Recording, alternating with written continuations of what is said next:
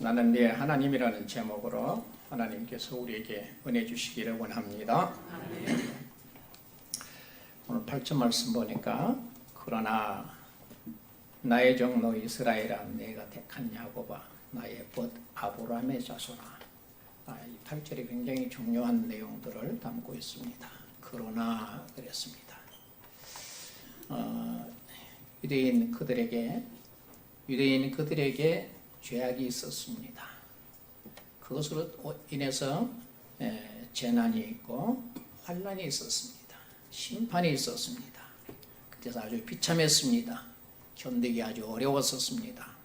그들은 다 끝난 줄 알았습니다. 그런데 하나님께서 얘기합니다. 그러나 하나님께서는 이스라엘을 사랑하고 계시다. 그래도 이스라엘은 내가 택한 택한 백성이다.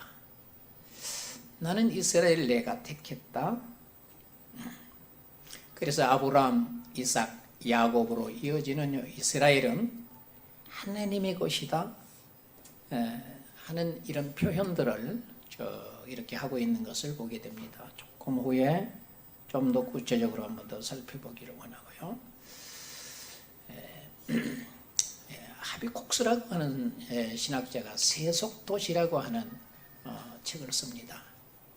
그래서 그때 그분이 하나님의 이름은 명사가 아니다. 하나님은 명사가 아니고 동사다 하는 이런 표현을 했었을 때 사람들이 깜짝 놀랐습니다.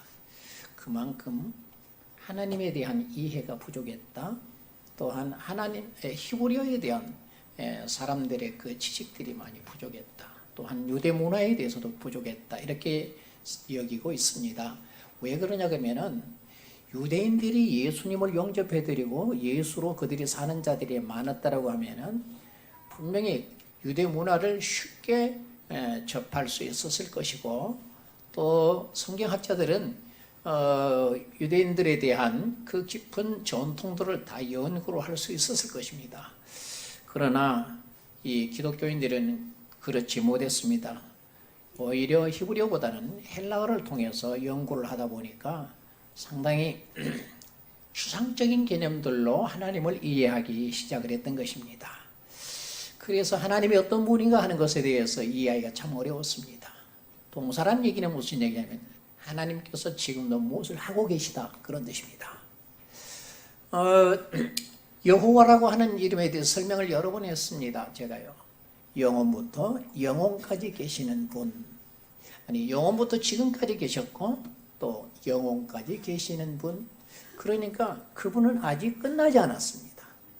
그분은 아직 완료되지 않았다 그런 얘기입니다. 계속 지금도 일하고 계시다. 그래서 하나님의 이름이 동사다 이렇게 표현했는데, 본래 하야라고 하는 동사입니다. 그 비동사인데요. 그 앞에 미완료가 붙어서 존재하고 계시는데 영원토록 존재하시다 그런 뜻입니다. 그분이 누구냐? 하나님이시다. 하나님이란 얘기는 신이란 뜻입니다. 하나님은 빈곤이나 고난, 타락의 이 엄청난 이런 이 죄악의 세속 도시에 그래도 아직도 하나님은 함께하고 계시다. 하나님은 당신의 어떤 공의 또한 평화를 위해서, 즉 이 땅에 그런 평화가 이루어지기 위해서 세속 도시 속에 계속 역사하고 계시고, 그리고 이 도시를 버리지 아니하신다 하는 얘기를 이 하비콕스라는 사람이 세속도시라는 책을 쓰면서 이런 내용들을 썼습니다. 맞습니다. 하나님은 다니엘서를 통해 우리에게 보여주시는 그 내용들을 보면은 하나님께서 역사를 주관해 가신다. 모든 것을 하나님의 뜻 가운데 이루어 가신다 하는 것을 봅니다. 다니엘이 바벨론 그리고 바사 시대 때에 그곳에서 총리를 했던 사람입니다. 그러면 그는 헬라 시대까지 자기 생명이 이어졌는지 모르겠습니다만은 언제 죽었다는 얘기들이 없기 때문에, 그러나 그렇게까지 오래 살지는 못했을 겁니다. 그러면 바벨론이 메데 바사에게 망합니다. 그럼 그런데 바벨론이 메데 바사에게 망하게 되는데 그리고 나서 2년 후에 바사라는 나라를 세우게 됩니다. 그래서 그 바사가 영원한 영광을 누릴 줄 알았더니 헬라에게 망하게 됩니다.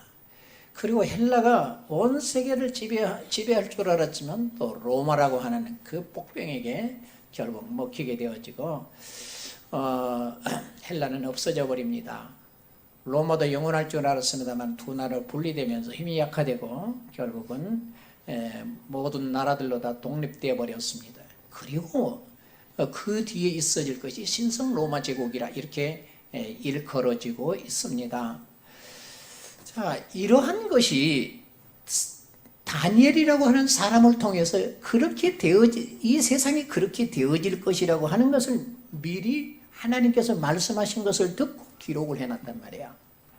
이거 무슨 얘기냐면 이 역사는 하나님께서 지금 움직여 가시고 하나님께서 다스려 간다는 겁니다. 이 나라를 다스리든 저 나라가 되든 이 모든 것은 하나님이 다스려 간다. 그렇기 때문에 이 이 세상도 하나님께서 다스려 간다 하는 것을 다니엘서를 통해서 보여줍니다. 피비린내 나는 전쟁 속에서도 혼탁과 그 말할 수 없는 음모들 그런 세상 속에서도 하나님의 뜻은 반드시 이루어져 가고 계신다. 이루어져 가고 있다는 것입니다. 그러니 이 세상을 살아가면서 힘들고 어려워도 하나님은 나를 믿으라 그랬습니다. 여러분 하나님이 믿어지기를 원합니다. 정말 하나님만 다 믿을 뿐입니다. 나나 니나 할 것 없이 사람은 믿을 것이 못 되는 겁니다.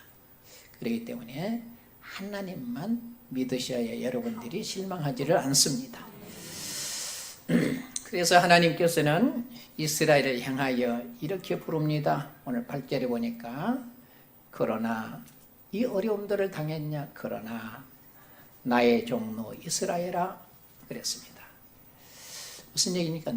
이스라엘은 내가 주인이다 그런 얘기죠. 여러분 종이라고 하는 것은 주인의 것입니다. 그 사람의 재산도 생명도 그 사람이 가진 어떤 능력도 재능도 그 사람이 가진 어떤 그런 지식까지라도 다 주인의 것일 수밖에 없습니다. 그래서 종은 주인에게 절대적으로 순종하는 거예요.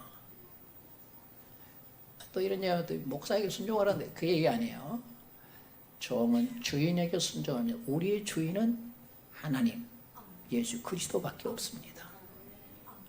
성경은 절대 이런 종의 제도를 인정한 게 아닙니다. 그렇게 하는 게 아니고 그리스도 안에서는 그 누구든지 형제요 자매라고 표현을 해놓은 것입니다. 우리의 주인은 오직 하나님 우리 구주 예수 그리스도밖에 없습니다. 종은 주인에게 절대 순종해야 해요. 왜냐하면 주인의 것이기 때문에 순종해야 된다 그런 뜻이죠. 노예 제도를 조금이라도 이해하고 있는 사람 같으면 충분히 이해할 수 있으리라고 봅니다. 노예는 종은 주인에게 절대 순종하고 절대 복종해야 했었습니다. 그렇게 되면은 모든 종들의 모든 문제는 주인이 책임을 지도록 되어 있습니다. 주인은 종의 모든 생활을 책임져야 하는 것이 맞습니다. 무슨 얘기냐면 종은 걱정할 필요가 없다 그런 얘기죠. 사는 것 죽는 것까지도 주인에게 맡겨졌기 때문에 주인이 보호해야 되는 것이 맞습니다. 그리고 종은 주인의 모든 것을 함께 누리고 가는 자인 것입니다. 종이라고 해서 주인의 것을 못 누리는 게 아닌 것입니다. 종도 주인의 것을 누리고 가게 되어져 있는 것입니다.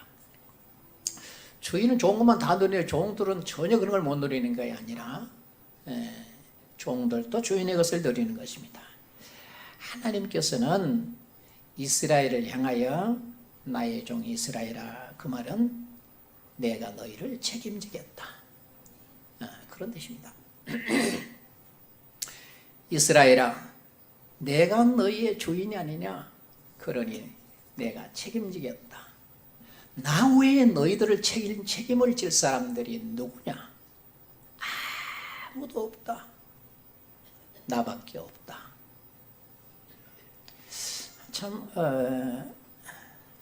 종이라는 표현이 되어 있으니까 좀 그렇습니다만은 하나님의 그 말할 수 없는 깊은 사랑을 이렇게 얘기해 놓은 것들입니다.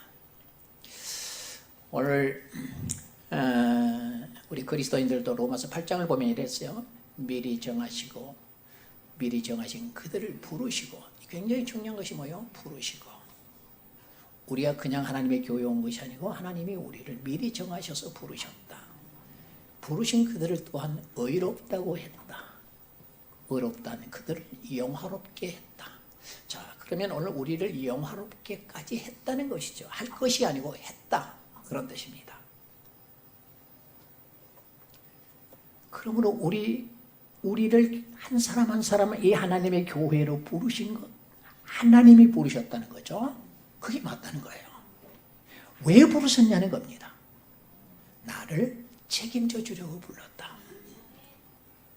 나는 큰 위로가 되고 힘이 됩니다. 왜? 나 책임져 주려고. 세상의 주인은 이 노예나 종들을 자기 어떤 필요를 위해 자기 어떤 목적을 가지고, 즉 자기 유익을 위해서 그렇게 했겠지만, 우리 하나님은 우리를 부르신 것은 우리를 책임져 주려고 우리를 불렀다. 여러분 믿어질 수 있기를 바랍니다. 두 번째는 보니까 나의 택한 야곱아, 내가 택한 야곱아.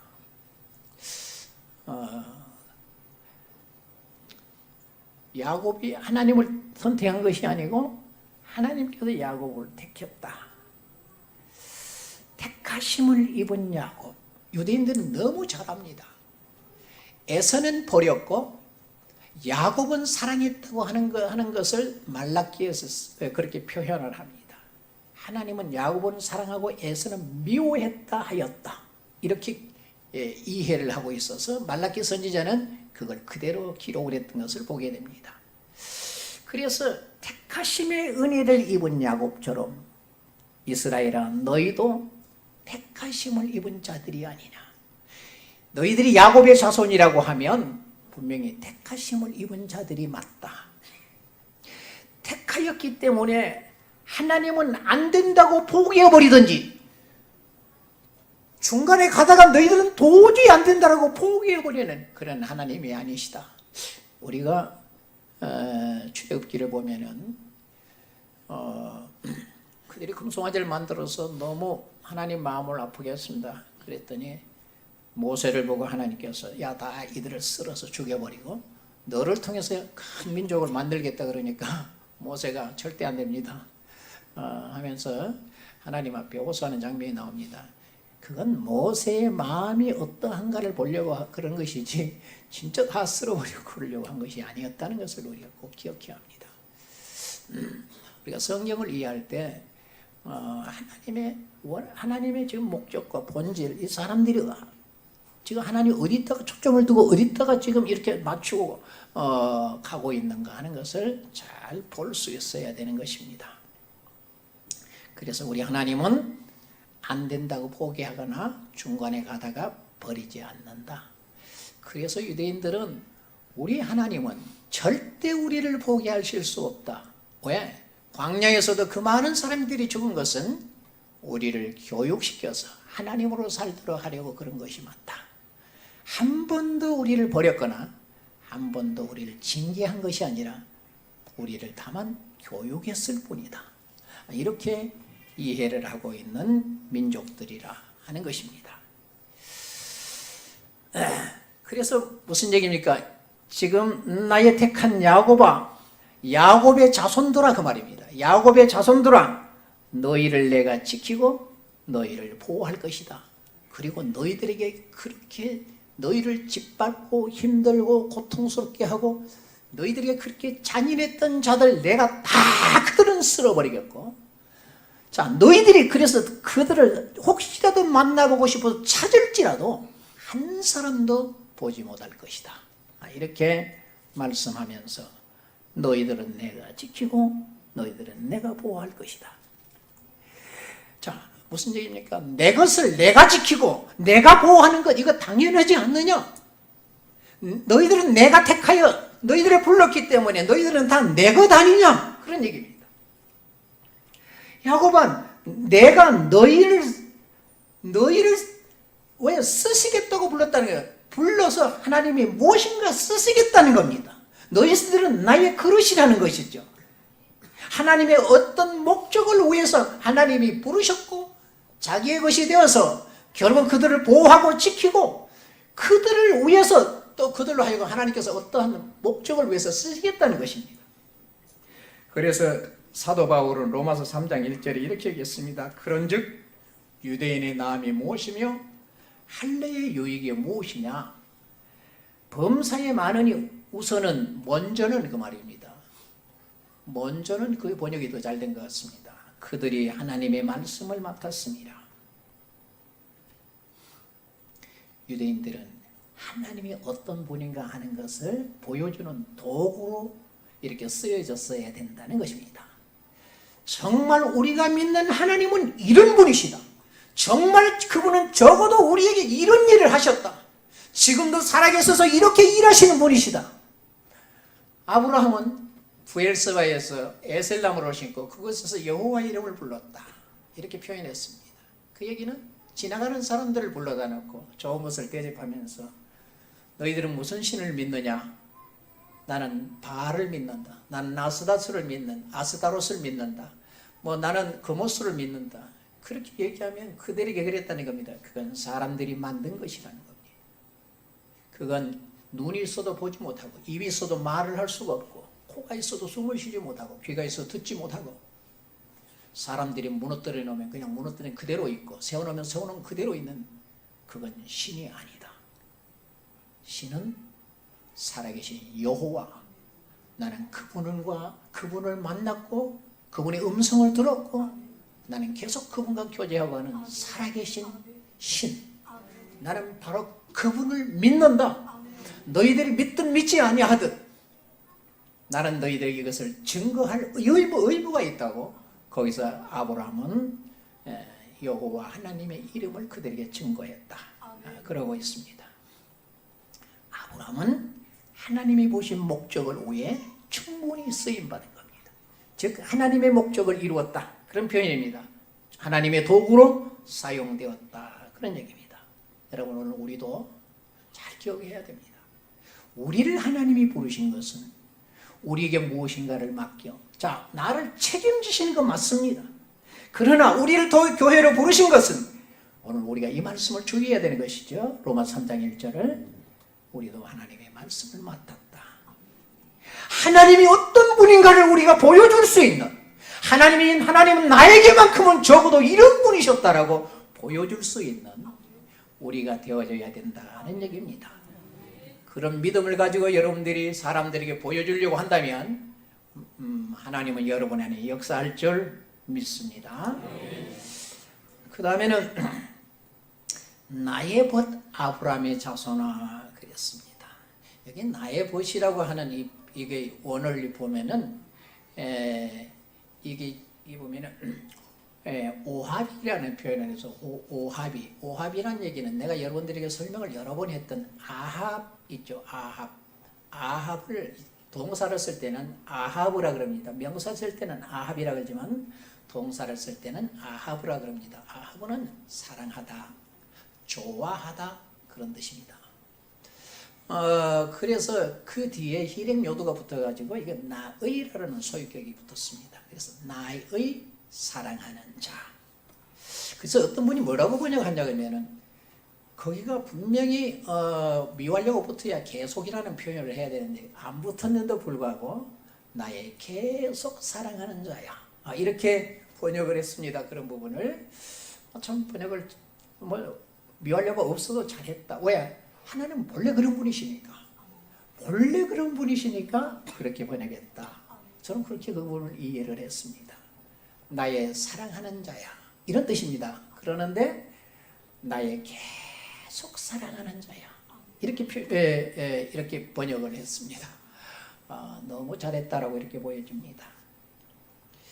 낮은 사람을 자기와 비교할 수 없는 그런 사람을 사랑하여 자기 위치에 올려놓고 이를 내 보시라, 내 사랑하는 자라, 이렇게 하였다는 것입니다. 여러분, 이거 얼마나 중요한 것인지 모릅니다.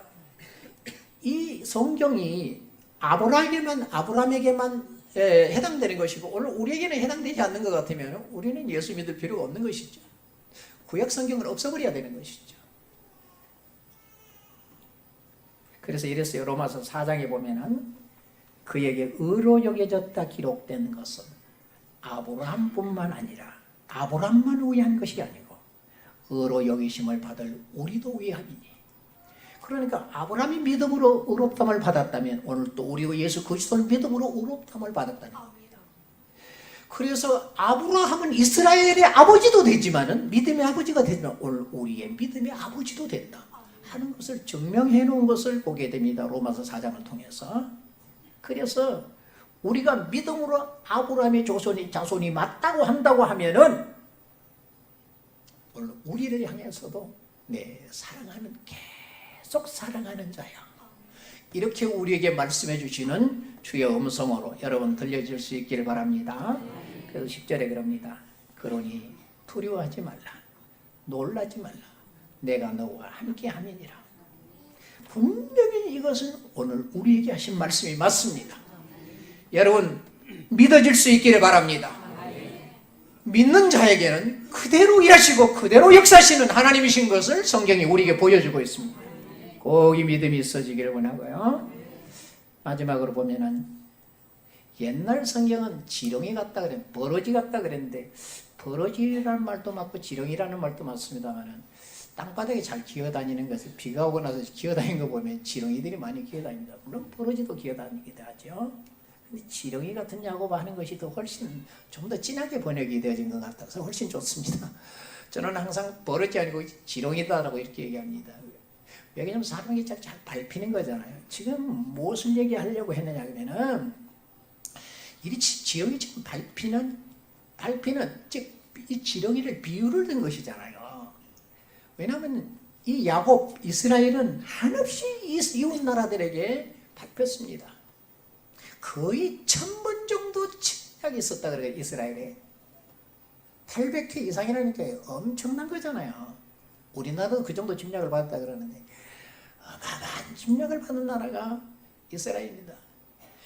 애국과 시리아가 둘이 전쟁을 하는데 시리아가 이기면 시리아에 밟히고 애국이 이기면 또 애국에게 밟히고 계속 짓밟히고 끊임없이 짓밟혔던 나라가 이스라엘입니다.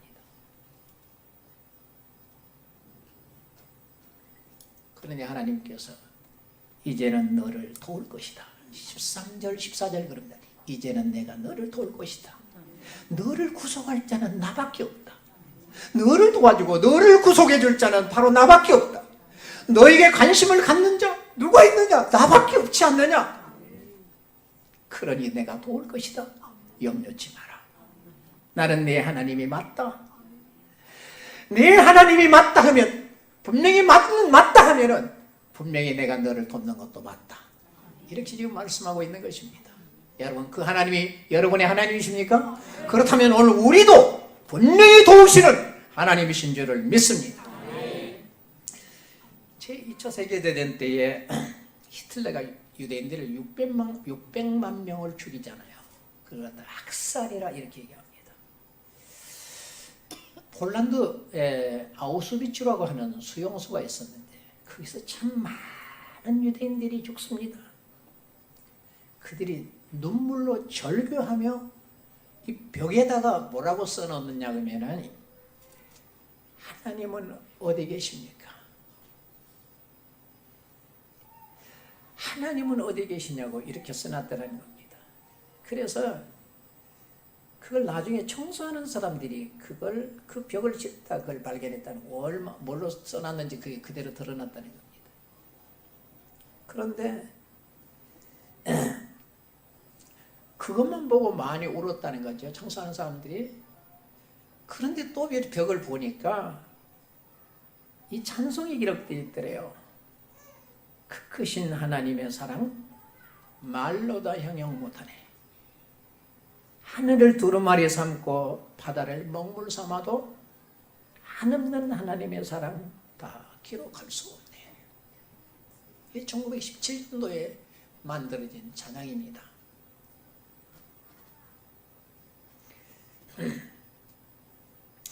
그 사랑을, 하나님의 사랑을 찬양하는 그 글귀가 또박또박 그렇게 쓰여져 있었다 그럽니다. 그런데 그 가사 그 밑을 이렇게 이게 닦다가 보니까 거기다 뭐라고 써놨느냐 하면 하나님은 여기 계십니다. 그들은 지금 계속 죽어져 가고 가스실에서 그냥 들어가면 나오지 못하는, 자기들은 아침에도 어째요 쉐마를 그들에게 얘기를 했어야 됐습니다. 왜냐하면 우리 하나님은 유일하신 하나님이시다고 하는 것을 그들은 서로 만나면서 인사를 해야 되는데 그걸 얘기할 수 없으니까 쉐마의 맨 마지막 차인 이 아인과 이 에하드의 맨 마지막 차인 달렛이라고 한 두 잔을 따가지고서는 애들하고 하면, 애들은 증언이라는 뜻입니다. 애들하고 이렇게, 왜냐하면 들어서 이걸 발각되면 죽으니까요. 그것이 첫째 자는 70이라는 뜻이고 뒤에 자는 4라는 뜻입니다. 그래서 그들은 74라고 하는 그것을 갖다가 때로는 영어로 때로는 히브리어로 이렇게 얘기를 하면서 쉐마를 낭독을 했다는, 저들에게 선포를 했다는 것입니다. 거기서 그들은 언제 죽을지 모르는 그 상황 속에서도 그렇게 하나님을 그들은 증거했고 전했고 말하면서, 그러나 이 죽어가는 우리 비참한 모습들을 생각하며 하나님 어디 계십니까? 그러나 그분이 우리를 사랑하는 것은 분명합니다. 확실합니다. 그래서 죽어가는 지금 그 속에지만 하나님이 여기 계시는 것이 맞습니다. 어디 계시느냐, 여기 계시는 것이 맞습니다 하면서 그들은 하나님을 찬양했다고 부릅니다. 그 어떤 고난 속에서도 하나님의 사랑이 자기들과 함께하는 것을 믿었다. 후대에 전한 사람들이 그렇게 전하고 있습니다. 여러분, 그 하나님은 힘들고 어려울 때는 사실 더 가까이 와 계십니다. 여러분들이 힘들고 어려운 시간들을 보낼 때가 있을 겁니다. 그때 여러분들은 하나님의 전을 찾아서 그분의 이름을 부르고 밤중이든지 새벽이든지 낮이든지 하나님 앞에 와서 그분의 이름을 부르면 정말 가까이 오셔서 여러분에게 응답하는 것을 많이 경험했을 것입니다. 그분은 내가 힘들고 어려울 때 분명히 내 곁에 가까이 와서 내게 말씀합니다. 내가 여기 있다. 염려하지 마라. 내가 분명히 너와 함께 할 것이다. 이러한 위로로, 격려로 우리에게 소망을 주는 분이 바로 하나님이십니다. 더 큰 음성으로 우리에게 들려주는 하나님의 음성이 오늘 10절에 있습니다. 두려워하지 말라. 내가 너와 함께함이라.